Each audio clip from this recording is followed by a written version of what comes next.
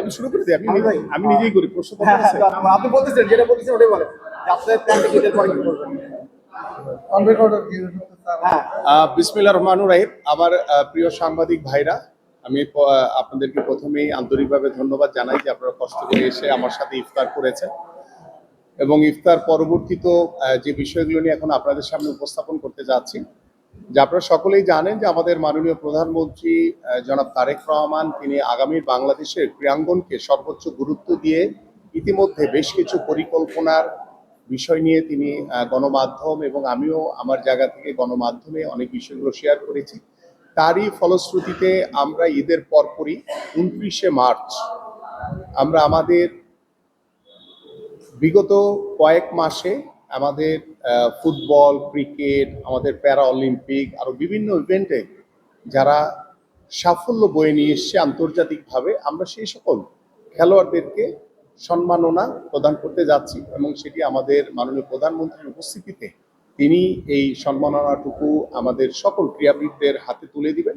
পাশাপাশি আপনারা সকলেই জানেন যে আমরা খেলাধুলাকে পেশা হিসেবে প্রতিষ্ঠিত করার জন্য যে পরিকল্পনাগুলো আমরা হাতে নিয়েছি, আমরা আমাদের জাতীয় ক্রীড়াবিদ যারা রয়েছে আমরা মোটামুটি ৫০০ জনের একটি তালিকা করে প্রাথমিক পর্যায়ে আমরা তাদেরকে বেতন কাঠামোর ভিতরে অন্তর্ভুক্ত করতে যাচ্ছি এবং সেই চিন্তা থেকে আমরা চেষ্টা করছি যে আমরা ২৯শে মার্চেই আমরা আমাদের যে ১৬৪ জন খেলোয়াড়কে আমরা যে সম্মাননা প্রদান করা হবে তাদেরকে প্রাথমিক পর্যায়ে আমরা বেতন কাঠামোর আওতায় সেই খেলোয়াড়দেরকে আমরা অন্তর্ভুক্ত করতে যাচ্ছি। এইভাবে আমরা আমাদের ২৯শে মার্চ আমাদের মাননীয় প্রধানমন্ত্রীর হাত দিয়ে আমরা আশা করছি যে আমাদের যে প্রথম যে কাজটি আমরা বলেছিলাম আপনাদের উদ্দেশ্যে, যে আমরা খেলাধুলাকে পেশা হিসেবে প্রতিষ্ঠার মাধ্যমে আমরা সকল ক্রীড়াবিদদেরকে একটি পেশাদারিত্বর ভিতরে নিয়ে আসতে চাই, যাতে আমাদের তৃণমূল থেকে প্রত্যেকটি বাবা মাই তার সন্তানদেরকে অন্যান্য স্পোর্টসের বা অন্যান্য পেশার যে বিষয়গুলো রয়েছে তার পাশাপাশি খেলাধুলাকে যাতে সর্বোচ্চ গুরুত্ব দিয়ে পেশা হিসেবে প্রতিষ্ঠিত করতে পারে। এবং পরবর্তীতে আমাদের আগামী ৩০শে এপ্রিল আল্লাহ যদি সব ঠিকঠাক রাখে ইনশাল্লাহ আমাদের মাননীয় প্রধানমন্ত্রী ঢাকায় না, ঢাকার বাহিরে যে কোনো একটি জেলায় তিনি আমাদের নতুন করে স্পোর্টস সারা বাংলাদেশে আমরা যে স্পোর্টসকে ছড়িয়ে দেওয়ার জন্য ইতিমধ্যে পরিকল্পনা করেছি, যে আমাদের ইউনিয়ন লেভেল থেকে উপজেলা লেভেল, উপজেলা থেকে আমাদের জেলা লেভেল, জেলা থেকে বিভাগীয় এবং সর্বশেষ জাতীয় পর্যায়ে আমরা ফুটবল, ক্রিকেট সহ প্রায় ৭টি ইভেন্টকে আমরা বাছাই করে আমরা নতুন করে স্পোর্টস অনূর্ধ্ব ১২ থেকে ১৪ বছরের প্রতিভাবান খেলোয়াড়দেরকে নিয়ে আমরা শুরু করতে যাচ্ছি এবং সেটি আনুষ্ঠানিকভাবে ৩০শে এপ্রিল আমরা আশা করছি যে আমাদের মাননীয় প্রধানমন্ত্রী তিনি উদ্বোধন করবেন। ঠিক এইভাবে আমরা আমাদের খেলাধুলাকে এবং আমাদের যে নির্বাচনী যে ইশতেহারে যে আমাদের যে পরিকল্পনাগুলো রয়েছে সেভাবে আমরা একটি একটি করে বাস্তবায়নের লক্ষ্যে আপনাদের সহযোগিতার মাধ্যমে সেই পথ চালুটুকু আমরা শুরু করতে চাই।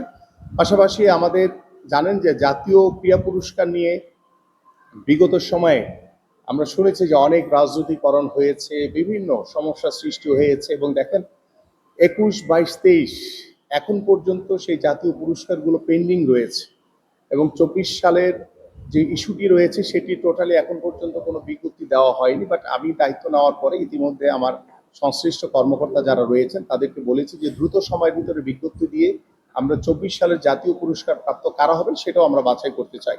পাশাপাশি ২৫ সালের ২৪ সাল না দিয়ে কিন্তু আগে ২৫ সালের বিষয়টি উপস্থাপন করা হয়েছিল এবং ২৫ সালের সেই আবেদনটি ইতিমধ্যে প্রায় শেষ পর্যায়ে রয়েছে। আমার কথা হচ্ছে যে ২১, ২২, ২৩, ২৪ এবং ২৫ এই ৫টি বছরের যারা জাতীয় পুরস্কার প্রাপ্ত হবেন তাদেরকে আমরা আনুষ্ঠানিকভাবে আশা করছি জুন কিংবা জুলাইয়ের ভিতরে আমরা আমাদের মাননীয় প্রধানমন্ত্রীর উপস্থিতিতে আমরা তাদেরকে সেই জাতীয় পুরস্কার প্রদান করতে চাই। কিন্তু একটি জায়গায় আমি আপনাদের সাথে একটু নতুনভাবে কিছু বিষয় সংযোজন করতে চাই। আমরা প্রতি বছর আমাদের যে জাতীয় পুরস্কার সেটা আমরা প্রতি বছরই আমরা দিয়ে তাদেরকে সেই সম্মাননাটুকু আমরা জানাতে চাই। পাশাপাশি আমাদের এই জাতীয় পুরস্কারের যে নীতিমালা রয়েছে, যেভাবে বিজ্ঞপ্তির মাধ্যমে আবেদন চাওয়া হয়, আমার কাছে মনে হয় যে এটি আমাদের যারা জাতীয় ক্রীড়াবিদ, যারা এই পদকের হকদার বা যারা এটার যোগ্য, তাদের জন্য এটি একটি বিব্রতকর অবস্থায় পড়তে হয়। কারণ তিনি যে এটা প্রাপ্য সেটা নিজেই যদি তাকে আবেদন করতে হয়, এটা অত্যন্ত আমার কাছে মনে হয়েছে একটি বিব্রতকর পরিস্থিতি। তো তো আমরা এটিকে চেঞ্জ করে আমি ইতিমধ্যে আমাদের যিনি সংশ্লিষ্ট কর্মকর্তা যারা রয়েছেন তাদেরকে নির্দেশনা দিয়েছি যে আমরা এই ক্রিয়া নীতিমালা আমরা কিছু পরিবর্তন করি এবং জাতীয় ক্রিয়া পুরস্কারের যে নীতিমালা রয়েছে সেখানে পরিবর্তন এনে আমরা একটি কমিটি করে দিয়ে যেটি সর্বজন স্বীকৃত একটি জাতীয় কমিটি হবে, যারা প্রতি বছর কারা এই বছরের সবচেয়ে যোগ্য, যাদেরকে যারা জাতীয় পুরস্কার প্রাপ্য সেই মানুষগুলোকে বাছাই করে আমরা সঠিকভাবে তাদেরকে মূল্যায়ন করতে চাই। কারণ যিনি ক্রীড়াবিদ, আমি যদি হই আমি কখনোই আবেদন করব না, এটা আমার কখনোই সম্ভব না এটা আবেদন করা। সো আমার কাছে মনে হয় যে এই ধরনের চিন্তাধারা নিয়ে অনেকেই কিন্তু যোগ্য রয়েছেন, কিন্তু তারা হয়তো বা বিব্রতকর অবস্থায় পড়বেন বা নিজেকে বিব্রত মনে করে তারা হয়তো আবেদন করেন না।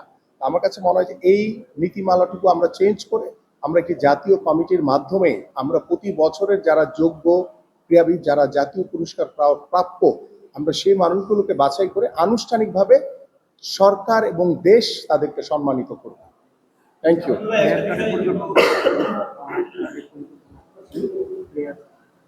আচ্ছা আচ্ছা মাননীয় মন্ত্রী, আপনি একটা বললেন যে জাতীয় ক্রীড়া পুরস্কার যারা পাবেন তারা যেন আবেদন না করেন।